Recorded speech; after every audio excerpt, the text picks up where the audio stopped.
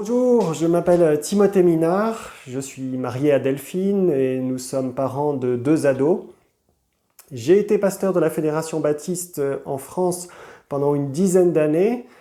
Pendant cette période, j'ai aussi poursuivi mes études de théologie jusqu'au doctorat. Et depuis maintenant 2018, notre famille a été missionnée à Madagascar où j'enseigne à l'Institut supérieur de théologie évangélique. Alors il faut dire que mon intérêt pour la question de la prophétie chrétienne, ça ne date pas d'hier, c'est tout un cheminement qui date de pas mal d'années maintenant.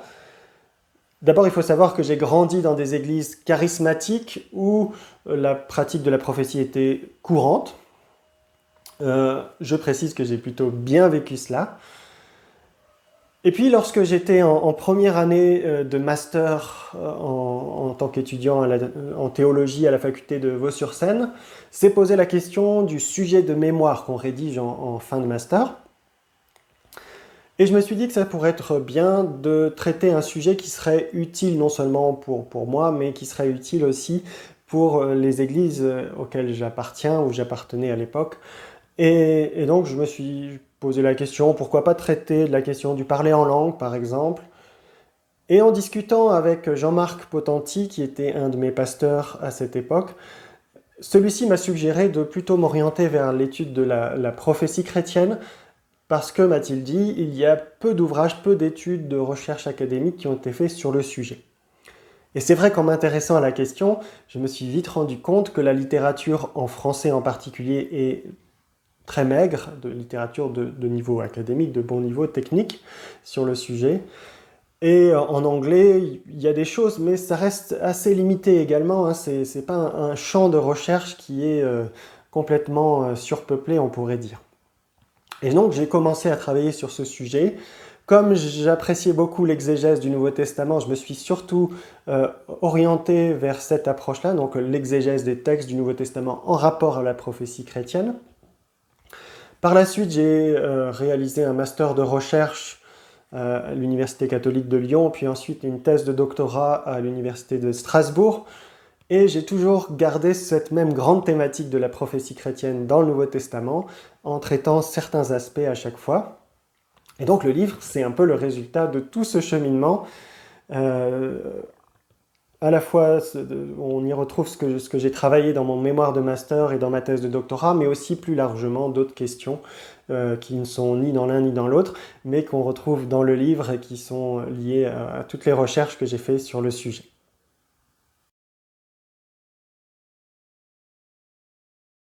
Alors la question du prophète ou de la figure du prophète, c'est une question, il me semble, un peu piégée et piégeuse. On peut penser par exemple, je vais prendre un exemple, celui du prophète Amos. Qu'est-ce que dit le prophète Amos au chapitre 7? Il dit « Je ne suis pas prophète, ni fils de prophète, mais Dieu m'a dit, et Dieu m'a appelé et m'a dit « Va et prophétise ». On voit tout de suite voilà, que la façon dont la Bible présente le prophète, c'est quelque chose d'assez complexe, d'assez nuancé, donc faudrait beaucoup de temps ici pour définir cela de manière précise.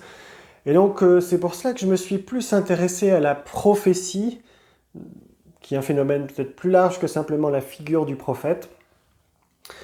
Et donc je vais peut-être plutôt définir la prophétie, pour en donner une définition large, on va dire, relativement simple, qui correspond à l'enseignement biblique dans son ensemble. Je dirais tout simplement que la prophétie, c'est l'acte de transmettre un message de la part de Dieu. Une définition simple. Et si on se focalise plus spécifiquement sur la prophétie chrétienne, c'est-à-dire celle qu'on voit dans le Nouveau Testament, je propose la définition suivante en conclusion du livre. Je dis, selon le Nouveau Testament, la prophétie chrétienne consiste en la transmission par un membre du corps de Christ d'un message intelligible inspiré par le Saint-Esprit.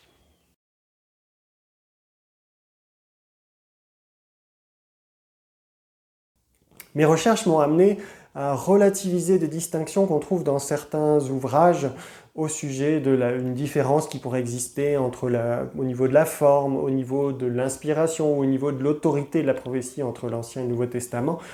Personnellement, je ne constate pas de différence majeure sur ces points-là. dans mon analyse des textes bibliques. En revanche, il y a un élément spécifique et nouveau qui me semble clairement affirmé dans la Bible, c'est que dans la Nouvelle Alliance, la prophétie s'exprime au sein d'un peuple prophétique sur qui l'esprit de prophétie a été déversé. Ce peuple, c'est bien entendu l'Église. C'est ce que la citation de Joël 3 en acte 2 exprime clairement. Le Père, par l'intermédiaire du Fils, a déversé l'Esprit sur son Église, et il s'agit d'un esprit qui fait prophétiser vos fils et vos filles, comme dit Joël.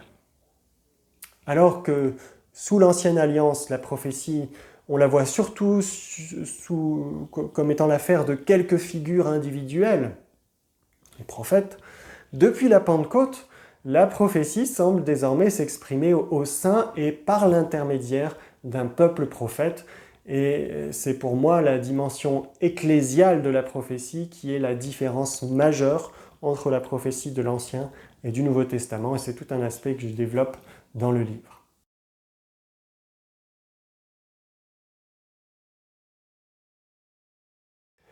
Il est vrai que certains théologiens comme Wayne Grudem ont effectivement avancé l'idée que la prophétie dans les églises du Nouveau Testament, la prophétie chrétienne, serait faillible, à la différence de la prophétie des prophètes de l'Ancien Testament et aussi de la prophétie des apôtres qui sont à l'origine du Nouveau Testament. De mon point de vue, cette affirmation est plutôt problématique. En effet, l'idée qu'une vraie prophétie pourrait contenir des erreurs me semble étrangère à la conception biblique de la prophétie. Soit la prophétie est vraie, soit elle est fausse. Mais je ne vois pas comment elle peut être faillible. Je ne vois pas trop la pertinence de ce terme ici. Par contre, il est vrai que celui qui prophétise est un être humain et forcément il est faillible. Il peut donc arriver qu'il se trompe, voire peut-être même qu'il cherche à tromper par une fausse prophétie. Tout comme ceux qui aujourd'hui pourraient prétendre à enseigner la parole de Dieu, comme on dit. Tout le monde sait qu'ils ne sont pas infaillibles, moi-même je ne le suis pas. C'est justement pour cela que Paul indique, de la même manière, on va dire, pour la prophétie, pour l'enseignement, que cela doit être systématiquement discerné par l'Église. La différence peut-être avec l'Ancien Testament, c'est que Paul n'envisage pas de lapider le chrétien qui prophétiserait faussement. Certes, si ça devait se produire régulièrement, de façon répétée, on peut penser que l'Église prendrait une décision et peut-être que c'est cela qu'on appelle les faux prophètes dans le Nouveau Testament, ceux qui sont clairement mis en dehors de l'Église, qui sont disciplinés par rapport à cela. Mais globalement, les recommandations du Nouveau Testament envers la prophétie ou les prophètes ne sont pas tellement différents par rapport à l'enseignement ou aux enseignants, par ce qui est dit du discernement des enseignants ou de l'enseignement chrétien. Il me semble donc que la question de la faillibilité de la prophétie, c'est plutôt un faux débat et qu'on s'écarte un peu de l'enseignement principal sur le sujet dans le Nouveau Testament.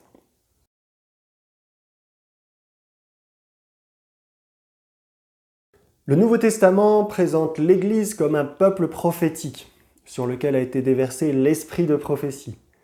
Par conséquent, ça me semble difficile de dire que la prophétie ne serait plus d'actualité, puisque ça fait partie même de l'identité de ce qu'est l'Église. Et puis on trouve aussi dans le Nouveau Testament des exhortations assez claires, franches, sur l'importance de la prophétie. Par exemple, en 1 Corinthiens 14, Paul s'adresse à tous les Corinthiens et il leur dit « Désirez surtout prophétiser ». Et puis ensuite, il va montrer l'utilité de la prophétie dans la construction de l'Église. Un des aspects sur lesquels j'insiste dans le livre, c'est la diversité des manifestations prophétiques. La Bible est loin de présenter la prophétie comme étant forcément toujours un message de type oraculaire dans lequel qu'il faudrait introduire par une formule solennelle « Ainsi parle l'Éternel ». Bien entendu, c'est une forme possible, très bien attestée par la Bible et aussi dans le Nouveau Testament, mais le Nouveau Testament, la Bible en général, présente aussi d'autres formes de prophétie. Si on reste au Nouveau Testament, on peut penser par exemple aux hymnes prophétiques qu'on trouve au début de l'évangile de Luc, notamment celui de Zacharie. L'Apocalypse contient des lettres prophétiques. En acte 15, on apprend que Jude et Silas exhortent longuement les chrétiens d'Antioche et qu'ils le font en tant que prophètes. Et puis il me semble que, notamment dans les Actes et dans l'Apocalypse, le témoignage des chrétiens envers les non-chrétiens est aussi présenté comme une forme de prophétie. La prophétie, on voit bien, peut revêtir différentes formes, et j'essaye de montrer avec le livre que le Nouveau Testament valorise ces différentes formes de la prophétie, donc il faut en tenir compte de cette diversité. Bien entendu, un des enjeux majeurs pour la pratique prophétique, c'est la question du discernement. Les croyants qui forment l'Église ont la responsabilité, ont le devoir d'exercer le discernement à ce sujet. Non seulement pour dénoncer les faux prophètes ou pour repérer ce qui ne serait pas très juste dans la soi-disant prophétie, mais aussi, dans le cas de bonnes prophéties, pour savoir discerner et décider ensemble de la suite à donner à cette prophétie, de l'application peut-être concrète. Comme je l'ai dit un peu plus tôt, la prophétie chrétienne a par nature une dimension ecclésiale. Celui qui prophétise le fait nécessairement en tant qu'un membre du peuple prophète, et il doit donc aussi accepter de se soumettre au discernement de ce peuple prophétique.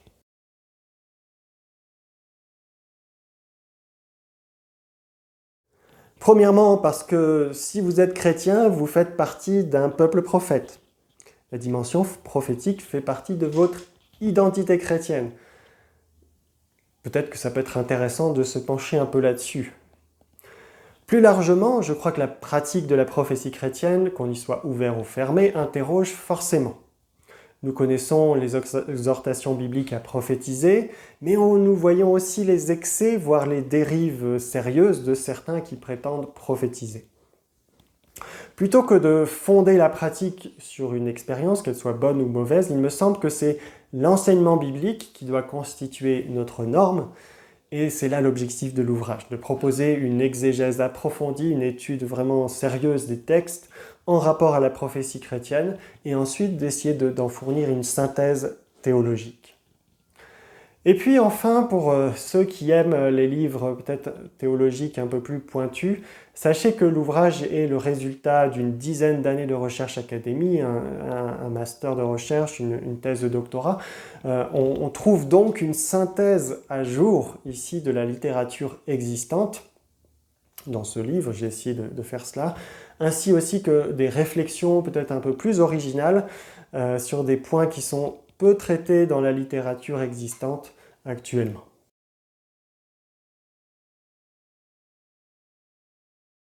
Alors merci pour cette question. Tout d'abord au niveau personnel, depuis plus d'1 an, notre petite famille a été bien affectée par des sérieux problèmes de santé. Madagascar, c'est un pays magnifique, nous aimons beaucoup vivre à Madagascar, mais malheureusement c'est aussi un des pays les plus pauvres du monde. Et vous pouvez imaginer que dans ce contexte, les services de santé sont très loin de ce que l'on peut avoir en France ou plus largement en Europe.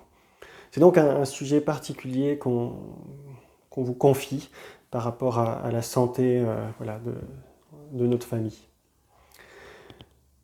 Un autre sujet de prière plutôt en rapport avec mon ministère d'enseignant, en tant qu'enseignant, professeur de théologie. Je suis conscient de cette lourde responsabilité que représente l'enseignement, la formation chrétienne.